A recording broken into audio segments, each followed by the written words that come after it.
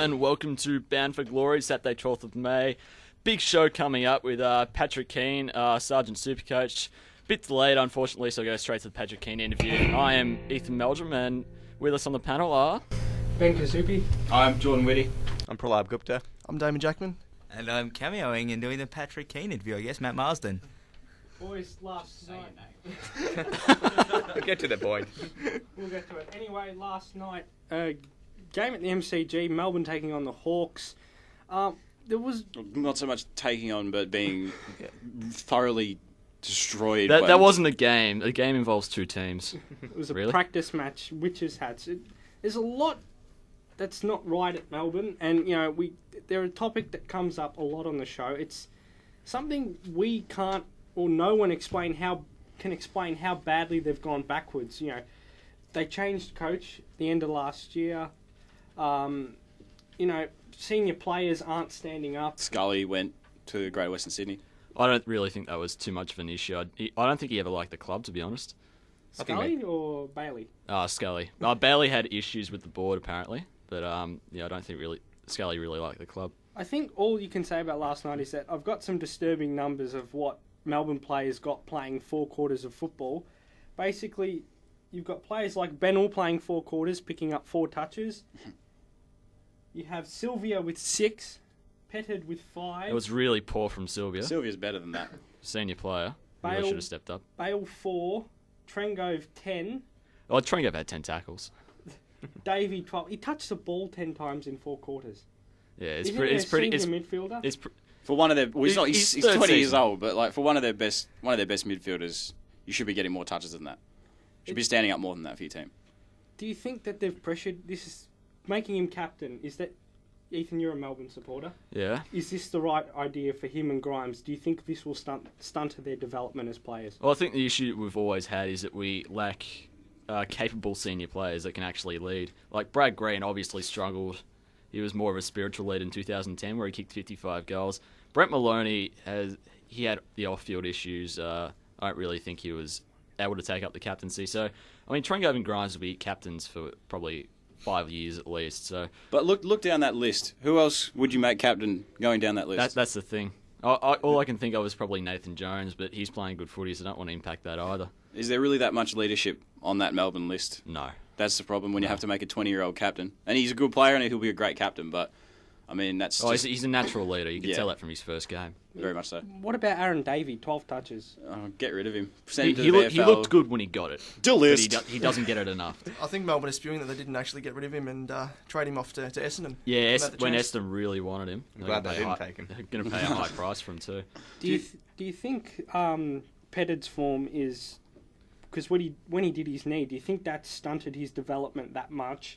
Well, he did his shoulder. As well? Against North in 2010, he did his shoulder. How close was he to going to the Gold Coast? Very close. As a native Queenslander, he was very close to going to the Gold Coast. He has family up there, but I think he loved Melbourne too much to leave. But, Fair enough. Yeah, I think the issue last night is just implementing the game plan. I like to look at the positives. We were just useless in implementing the game plan. We just had no spread. We were good at winning the contested footy, but that was just about it. When Hawthorn broke free, they just ran miles. They just ran around us. Let me throw a number at you. 17. That's your ladder position. Gold Coast are ahead of you, and 56.8. That's the percentage. It's shocking. If the Giants win today, you're last. Yep. Officially. It's disturbing. Will you keep your younger players, or will they all leave like Sylvia did? Well, that was a topic raised this week with J-Mar and Maloney. It just depends on whether they want to stick with the club and hopefully push us towards finals in their last few years at the club. But I can definitely see them chasing finals glory if they want. Pushing finals when they're 33, 34, or? Oh, maybe 30, 31. Because, J-Mar and Maloney both 28, I think. We can put it this way. There is something very wrong at Melbourne, and it is going to take a long time to develop the antidote. We're going to go to some SYN ads, and we'll be back with Patrick Keane interview after these messages. footprint by taxing industries on the amount of carbon they expel. As a result, heavily polluting industry products become more costly, while environmentally friendly industries become cheaper for the average consumer. Greener products become the norm in households rather than a luxury, and behavioural change towards fewer emissions occurs domestically and industrially.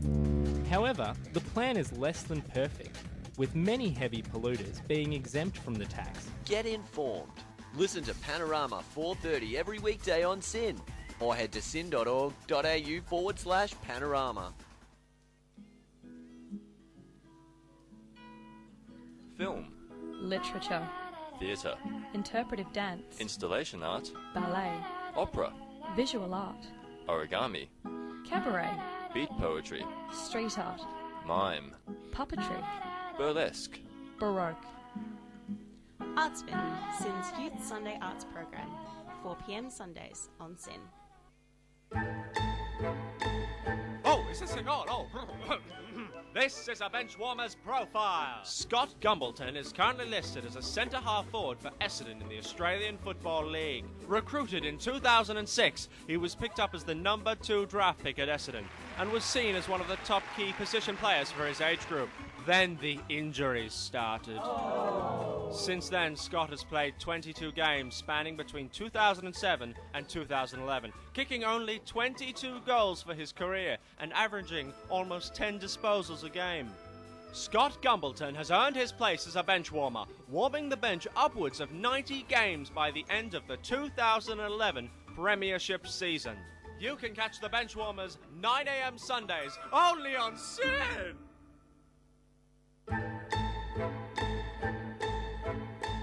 This is a Benchwarmers profile.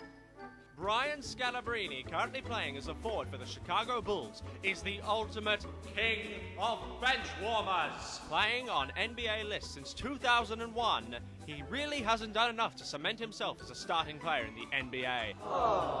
Brian has, however, achieved a kind of godlike status. When he does something incredible, the crowd goes nuts. Oh, Scout, the white mama, don't do him like that! Brian's job on NBA clubs of late has been more of doing stuff off of the field, being a huge morale boost for his supporters, as well as the players on his team. He brings a sense of humor to a somewhat serious game. But in 5 years, you guys are going to forget. In 10 years, I'll still be a champ. In 20 years, I'll tell my kids I probably started.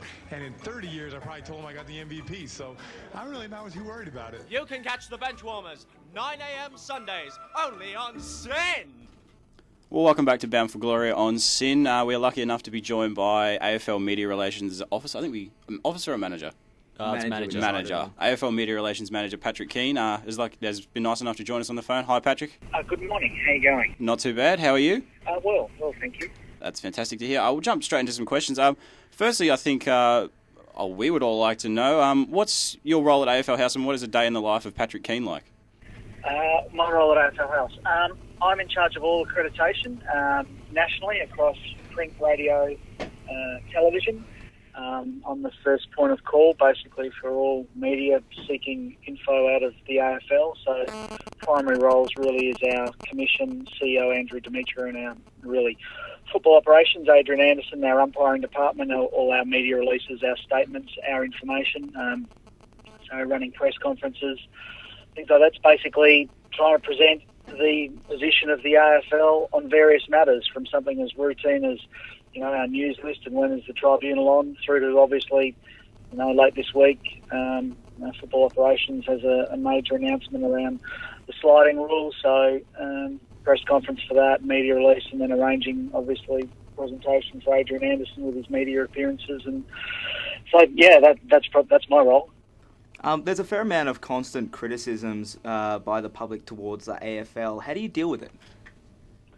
I think you have to expect that. We're a very large, high-profile organisation, and probably the coverage that we get is really only matched by the two political parties in Australia. There's no other organisation, when you're talking general day-to-day life, has a focus on everything that happens to them. It doesn't happen to Coke or BHP or anything like that.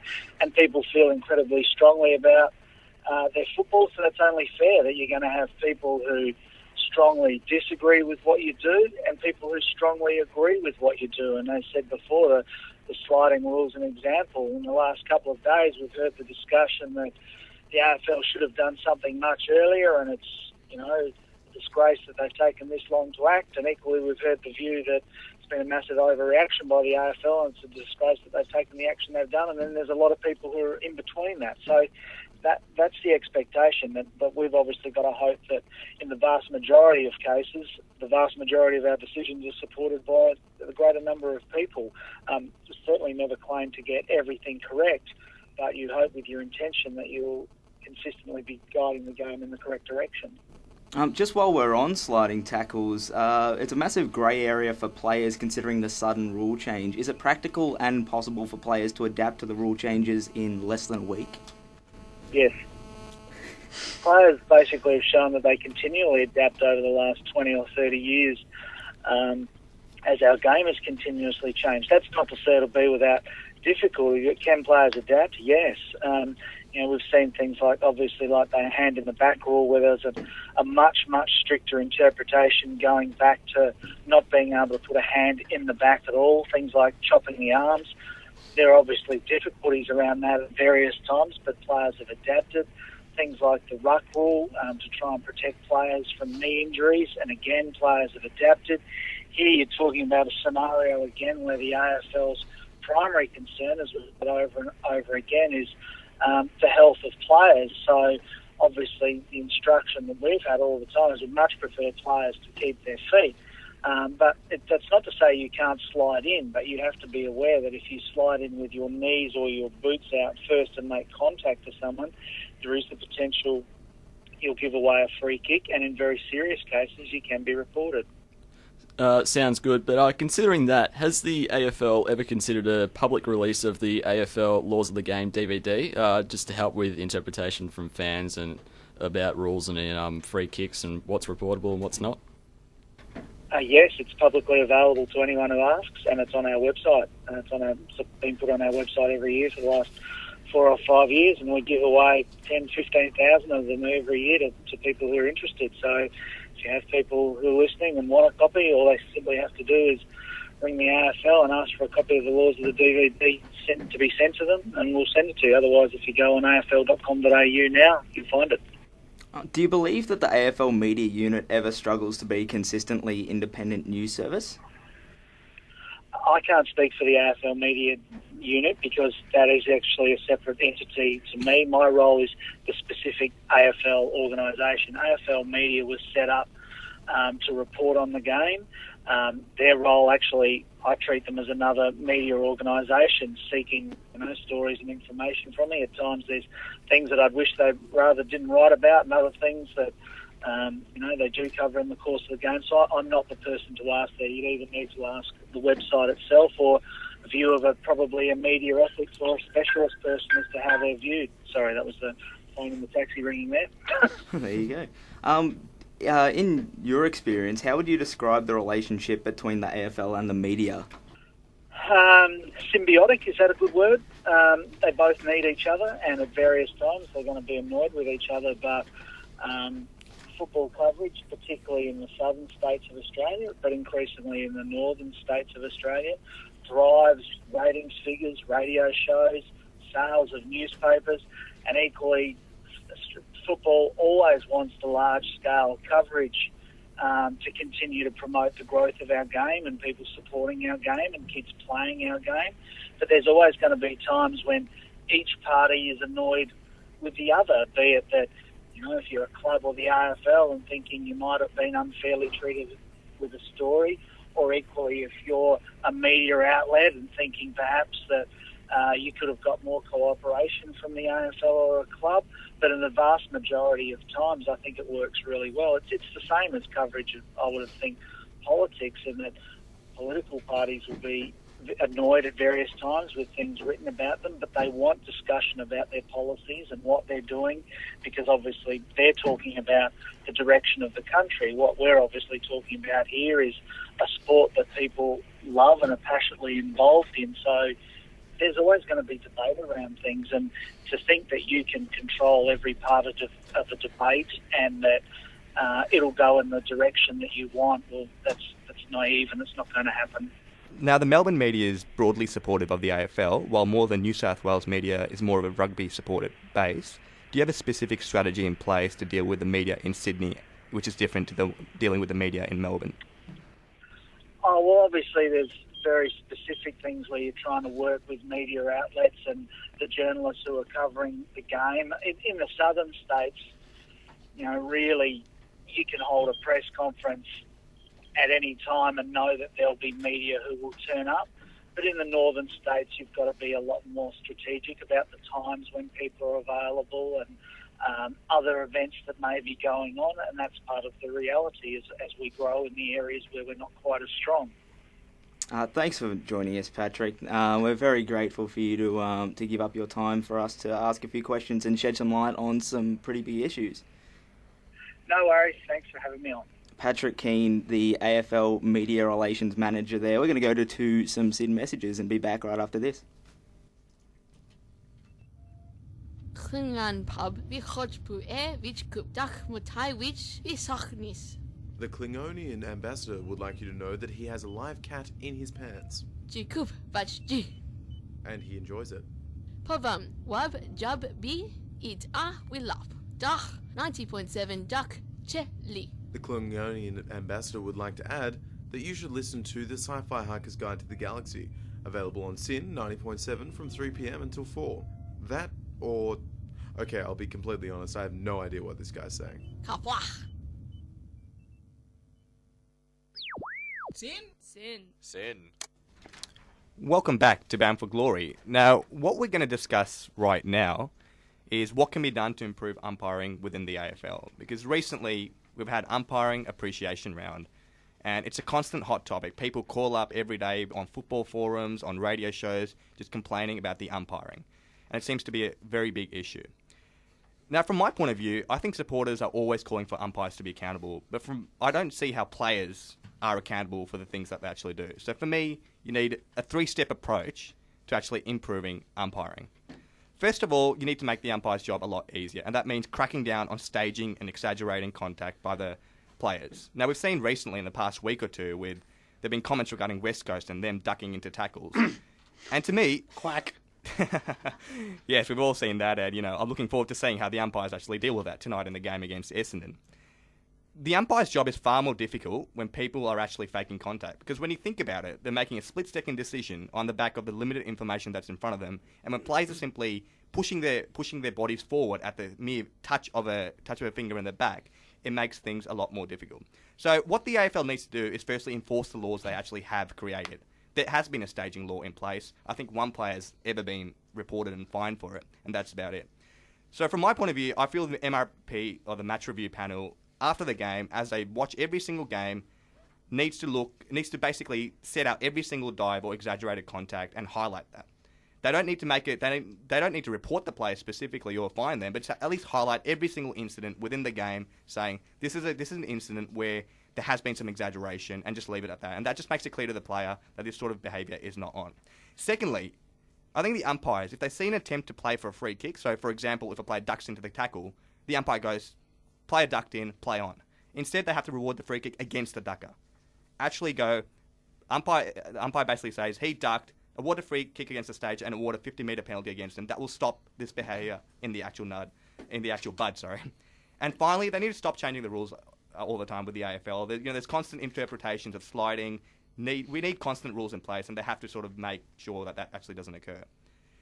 Now, the second sort of issue I feel is there needs to be an opportunity to speak for players and coaches to speak their mind about the umpiring, because we have a situation where any criticism of umpires, basically the players or coaches are fined. And I see the approach in soccer where after the game the coaches or the players can actually talk about what the umpiring was, what the decisions was, needs to be implemented in the AFL. So they can deal with the matter there, get rid of any lingering doubts and any lingering issues, and actually get rid of the problem. And the AFL also needs to actually recognise that poor decisions can be made, because we hear a lot of justifications for a lot of crucial decisions, and to me, they simply don't make sense, and it's simply the AFL trying to justify what has actually occurred. So there needs to be an avenue for the coaches and the clubs to actually talk about the umpiring. But thirdly, and this is a critical one, I feel there needs to be a setting up of boundaries between the players and the umpires. There has to be a division between the umpires and the players. Because my current issue is that the umpires are very chummy with the players on the field. And I think that's an AFL directive. You hear names such as Spitter, Tross, all these names which are constantly coming up on. And what it does, it creates an unconscious sort of mild doubt in the umpire's mind. So when an umpire sees a decision going, Chris Judd has been slung around in a tackle, is it holding the ball? Their question is subconsciously even, perhaps even subliminally, is whether or not Chris Judd has been done holding the ball. But if the question in his head is it the number 5 who's been done for holding the ball, you get a bit more consistency and might get rid of some of those issues there. So I feel the AFL needs to tell the umpires, basically, that you have to only refer to players by their numbers. So free kick against number 12, that's about it. No names, no nothing. There has to be a clear standard in play. Now, the AFL umpires and the players, I'm sure, have a good relationship off the field. But it's a bit similar to like a coach basically coaching his son. On the field, for the son, the coach is the coach, not his dad. Off the field, they might go out for ice cream, do whatever they want, but on the field, you have to refer to them in that way. My dad never took me for ice cream after a game. Clearly, you don't have a great dad. Just joking. He is listening to you. He is listening. And I think you should take your son out to ice cream tomorrow. We're going to ice cream tomorrow. Waffle cone as well, pay extra. Yeah. So next, I think the players also need to respect the umpires, and I quite like the approach in rugby, where the captain's the only one who can actually talk to the umpire and refers to the umpire as sir. So I think AFL's a bit more of a free-flowing game, so you can't actually have that situation. But perhaps nominate one defender, one midfielder, one attacker as the only people who can actually talk to the umpire. Once an umpire makes a decision, the player simply has to walk away. If they say anything to the umpire, give them an automatic 50-metre penalty. And finally, any abuse to the umpire should be 50, as I just said, but also any touching of the umpire. And we've seen situations where players will touch an umpire and there's been no intent found out and the player's gotten off. I think if you touch an umpire, you deserve to be rubbed out for at least a month. There's simply no justification, no matter what happens, even if it's like, in any situation, there's no ifs or buts. If you lay a hand on an umpire, you deserve to be rubbed out. There simply has to be a separation between the umpires and the actual players. So I think overall, it is umpire appreciation round, and I think they do a terrific job and a very difficult job, and they cop a lot of abuse. Umpires already are held accountable every day. If they have a really poor game, they are dropped. Players who do staging, players who simply go out there to fool the umpire, nothing happens to them in this current situation. So I think the onus needs to be put on the players as well to make sure that they can basically start becoming more accountable for the actual decisions that they make. What do you guys think about that? Well, Pralab, you've brought up the word, and you said umpires being cute and with affectionate terms. I think ducking's an affectionate term. Let's call it what it really is. It's umpire manipulation. That's fair enough. Players know that they do not avoid the tackle or duck their head or drop their knees to avoid injury or the tackle. They do it because they know they can win a free kick. Every team has a player. I know at North, and there are players that do it. I know Brent Harvey's done it before. I don't like when he does it. I think it's actually disgusting, quite frankly. There are other players at other clubs. Joel Selwood at Geelong, Alan Christensen at Geelong.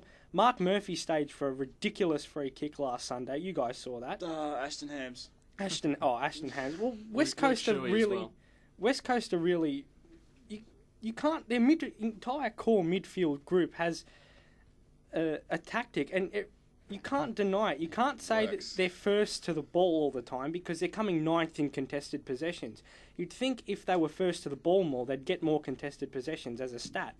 Also, you've seen the picture plastered on the front page of the Herald Sun, and it's the same one where the West Coast player puts one arm up and he's got his hand on his opposite shoulder and his arm's bent. Hey. Again, we just off the SMS 0427 text in your thoughts. But Hayden Ballantyne. At the end. Yeah, you only said about 7 numbers there. Oh well, then there you go. 0427 767 There you go. There we go. Hayden Ballantyne does it. Cyril Rioli last week didn't Geish come out and say the umpire got it wrong? I think he did. In the review, Geish came out and said what he did was wrong, and that's actually staging. And rarely does he admit that too. Actually, rarely. Just off the SMS, we've just got something. A great idea for maybe future seasons of the AFL to implement is Hayden Ballantyne Depreciation Week. It's an excellent idea. It's harsh, but fair. No one likes him. I'll continue to ride this topic. Not now. Well, as you said, umpires using cutesy names. I don't like when the umpire says to Andrew Swallow, "Hey, Spitter, you got a free kick." I don't want to hear that. It happened last week in Perth. I don't want to hear that. Yeah, that's a little bit too It's casual. extraordinarily unprofessional. I'm quite all frankly. for umpires being casual with in their approach to players and stuff, but yeah, that's going a little bit too far, I think. And I think, everyone is critical of umpires, but they have the hardest job in the world.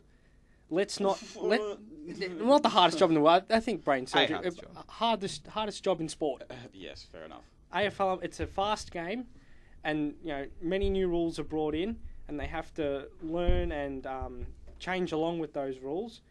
And what we have to do is, yes, we have to support them, yes, but also we also need to establish a method in which we can criticise and say, okay, constructive criticism, not, as you mentioned, some of the soccer or the football from international examples. We don't want at a press conference a coach going up and say, "Oh, they were just awful. They were just awful. They were just awful." That's not constructive. Which they would do if they could. Yeah, I know. Which they do in professional That's right. football. What's his name? Roberto Mancini from Man City a couple of weeks ago got up at a press conference and said, "Yeah, we won, but the refs were awful." You can't do that. It's a professional organisation. I think it needs to be constructive. You're right. Exactly. Any other thoughts, guys? I personally, I think a lot of the times when the free kick differential is as large as we saw last week, for example, the North Melbourne West Coast game was 29-15 or something. Differentials like that shouldn't exist. And in cases like that, I actually have to commend AFL coaches for really biting their tongues and holding back clearly what they want to say, which is going to be very negative towards umpires, and it's going to get them a fine, but I have to commend them for holding their tongues in situations like that, because I don't know personally how I could restrain myself from unloading on umpires if my team was so clearly disadvantaged by unfair umpiring. It's a bit harsh. I think the biggest differential I've actually seen this year was West Coast Melbourne. West Coast got their second free kick by the time Melbourne had their second free kick by the time West Coast had 25. I remember that. At half time it was although I don't 20-2 or something. Yeah, I don't think you can really judge on just the number of free kicks. I think you got to judge whether they're there or not. But, I think the most important question is, do you think the West Coast Eagles will take that technique to Etihad tonight? Because yes, Essendon supporters, and I don't mean this in a bad way, they have a strong reaction to the umpires, if I can put it that way. There will be chaos if West Coast win that game by a kick and they go and try that tactic with 45,000 Essendon supporters in I that think stadium. what'll be interesting is to see how the umpires umpire the game based around the fact that there's been so much media coverage of their umpiring through the week with the ducking and stuff. I think it'll be interesting to see whether or not they sort of bow to media pressure and outside influence and stop paying the free kicks. And I think on the same accord, as we say, the home crowd shouldn't influence the umpire. It does in West Coast. Well, it does in Perth, we all know that. But in the same method, the media shouldn't influence the umpire. It should be adjudicated on I can only call what's in front of you. Exactly. You shouldn't have an outside sort of influence. And, the game then we've got issues. If an outside influence does start, it's corrupt, making the umpire's decision before he even makes it, some constant pressure on him will ruin it. And with law, they've got law changes to deal with, weekly. How many laws do you remember have been brought in, in just a week of football, just a regular round? They're now cracking down on the sliding issue. Well, a lot. Yeah. Did you see? Were there any last night? Because I saw a few last night, and players sliding for the ball, and I wasn't sure myself whether that was a free kick. It's going to take the umpires a couple of weeks, I think, to adjust. Adjust and learn what it is and know how to pay it, what's okay, what's not, what's borderline, all that stuff. But I think we'll talk about sliding in a bit more detail later. We'll cover that. We'll be back after a few of these SYN messages. SYN, wait, what are we making again? Radio. SYN Radio. The Rock and CJ Show on SYN. It's time for a Panorama FYI. The 2011 announced carbon tax aims to reduce Australia's carbon footprint by taxing industries on the amount of carbon they expel. As a result, heavily polluting industry products become more costly, while environmentally friendly industries become cheaper for the average consumer. Greener products become the norm in households rather than a luxury, and behavioural change towards fewer emissions occurs domestically and industrially. However, the plan is less than perfect, with many heavy polluters being exempt from the tax. Get informed. Listen to Panorama 4:30 every weekday on SYN, or head to syn.org.au/panorama. Hello and welcome back to Bound for Glory. We've got another SMS in by Straunside. If they allow free speech towards umps at press conferences, Grant Thomas will make a coaching comeback. That's very cool. So if you've got any comment. Oh, Straunside, thank you very much. Anyway, SMSs, text in 0427 767 767. But now we're joined by one of our regulars. Friend of the show. Yeah, friend of the show, Sarge, SuperCoach. How are you, mate? How are you, mate? Good. I'm good. Sarge, I mean, how are you going in SuperCoach? Not so good. Not so good. Well, a lot of self-appointed experts have actually done pretty bad. And the regular Joe scored 2,400 and just making us jealous. Oh. Yeah. Every week I get tweets. Oh, what have you got, Sarge? 2,000. How about you? 2004. Okay, you know what? You drop everything and you do it, all right? Yeah, exactly. I'm going to say that from now on. Just have you started this week? I've got free for 330-ish, so not too bad. I've got Burgoyne who did well, so Can I brag? Happy. Can I brag on air? No, you can't. You've bragged on the train already. 487 from 4. Thank you very much. Oh, I've topped the Sarge as well. 362 from 3. Right, yeah, but all your players are going to break down injured. I haven't even checked mine. You don't care anymore. I don't really care. I don't make many trades either. You have Ben Stratton in your back line. I do have Ben Stratton in my back line. Hey, hold on. My ace in the hole, all right?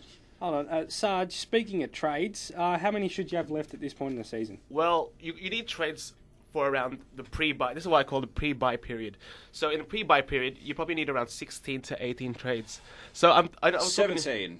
Well, that's good, mate. Well, I'll fall right in the middle. 15. Well, it depends if you made if you made upgrades. I think that's the Yeah. That's the point. If you made upgrades early, that's fine. As long as they're along your buy period. So as long as you've got coverage and you've got the right players to get a good score.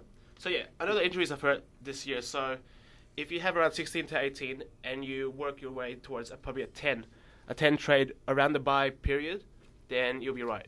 You'll be on your way. Yeah, the thing with these trades is, some of us can't afford premiums. So what are the mid prices you have to keep your eye on? Because Ben Stratton.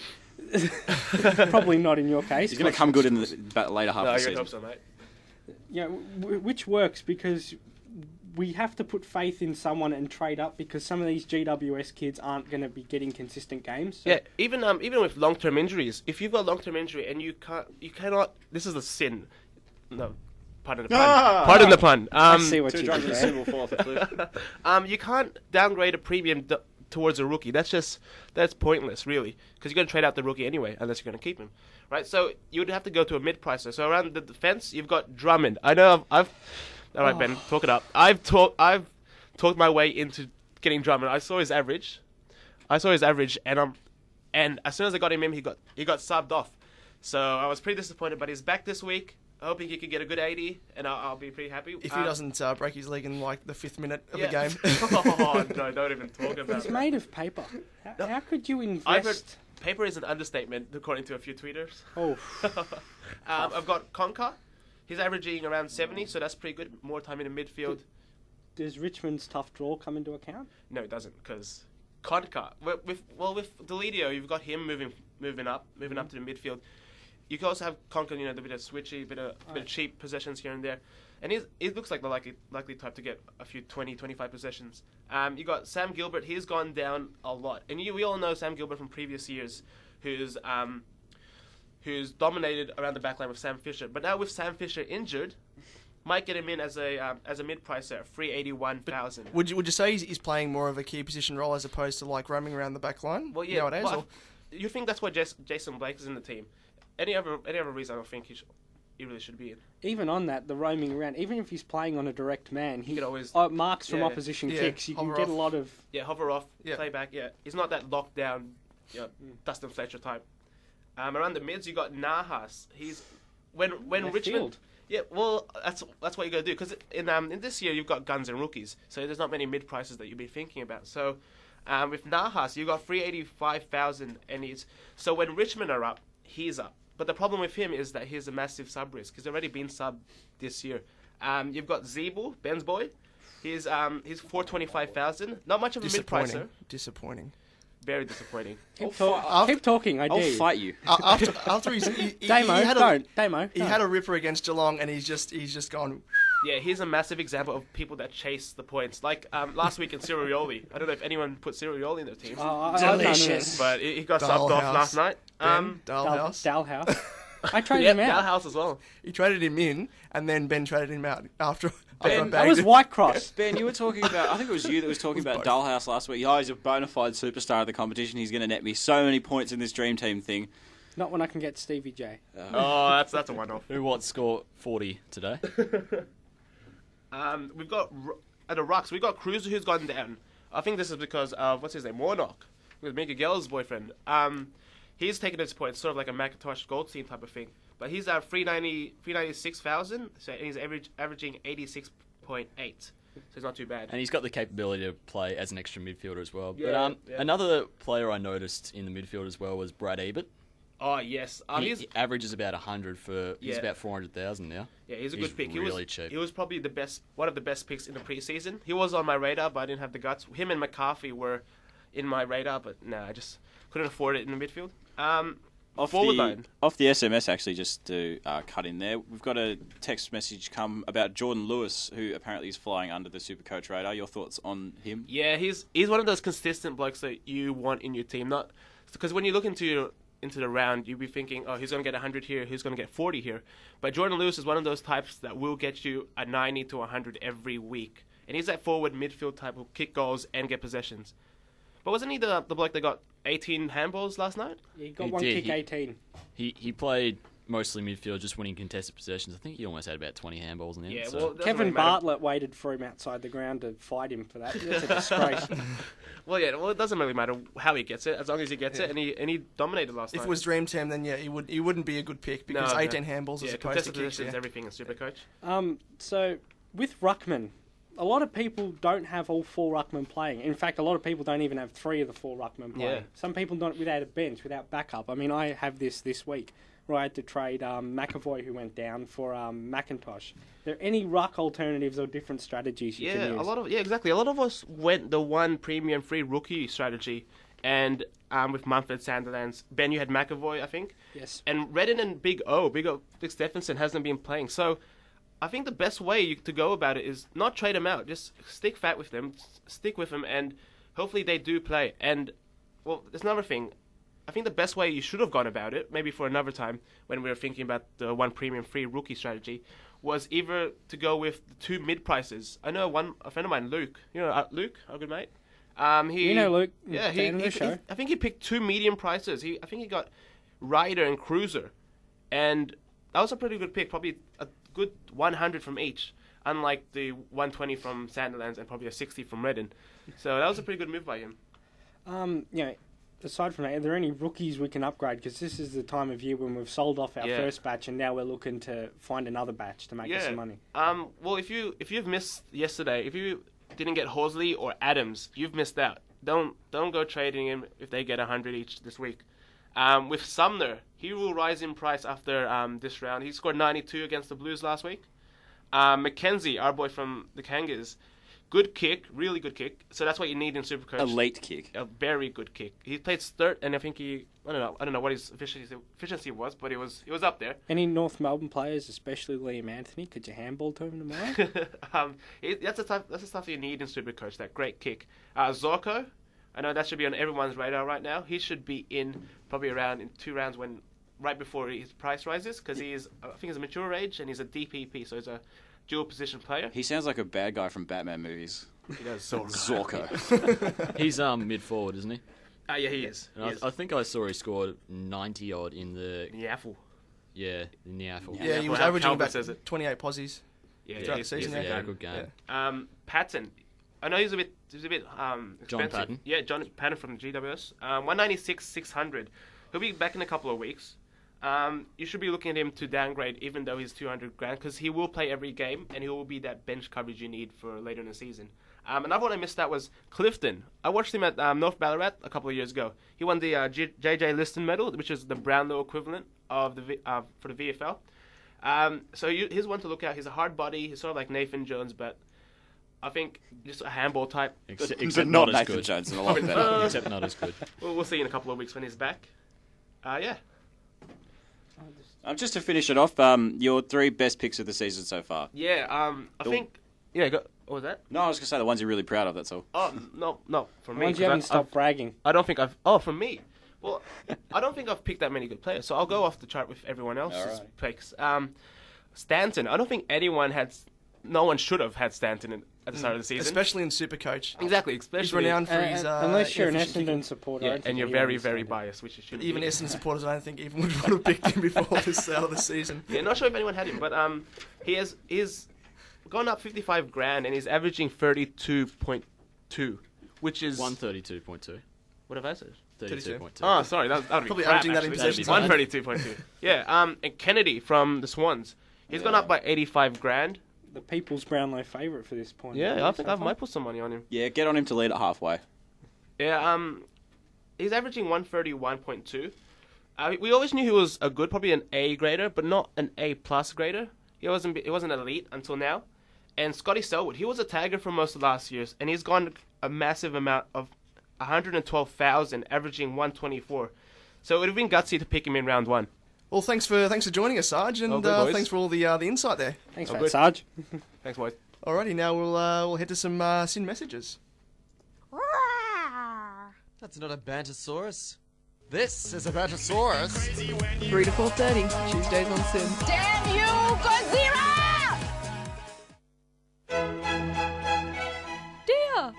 Dear, come listen to this. What's that, dear? Why, it's arts and culture on the wireless. Bring your monocle. Oh, what's the show called? Artsmitten, 4 p.m. Sundays on SYN.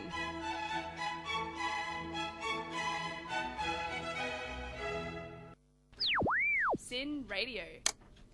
Hello and welcome back to Bound for Glory. Now, we've mentioned sliding a few times on the show when we were talking to Patrick Keane, AFL Media Relations Manager, and during Pralab's segment on the umpiring and match review panel and all that. Well, sliding is just become a huge issue over the last few weeks. It started off with Lindsay Thomas accidentally breaking Gary Rowan's leg. He didn't see him, just went over the footy in a wet contest. Got 3 weeks for it, which was just incredibly harsh. I know everyone was furious pretty much, except Sydney supporters, because they wanted to see... Well, Gary Rowan breaking a leg is unfortunate, but to penalise a player for an injury is just not right. It was accidental contact. It was. I think most of these have been accidental, except for the Adam Goods one. Adam Goods got a week, delayed his record-breaking 304th game, which would have been at the SCG, I believe, against North. Copped a week for sliding in on Jacob Surgeon. The problem I have with that is that Jacob Surgeon did the exact same thing, coming the other direction, and it was just the fact that Jacob Surgeon looked a bit iffy when he got up. He wasn't injured. He played the next week. I didn't see that there was a week there. I thought it was harsh. But Taylor Walker, again on Jacob Surgeon, he's copping it. Walker got reprimanded for that. That was probably the worst of the lot, I reckon, because Taylor Walker... Surgeon was on the ground. He had the footy and he tapped it away. Walker was just trying to slide in to take the footy off him and get hands out to another Adelaide forward. Surgeon tapped it away and Walker was already sliding, so that was a bit harsh, but the reprimand was there. And Greg Broughton as well, he fought off his reprimand, took it to the tribunal, got down to 0, so he got off that one. Injured David Swallow, I believe, which I thought was harsh because it wasn't really there. They were both going for the footy in opposite directions. It was just an unfortunate accident. But I think it's just silly almost. It's a bit of a knee-jerk reaction. Adrian Anderson emailed all the clubs this week saying that umpires are now going to enforce it more. He said the action of sliding itself is not prohibited and players have a duty of care.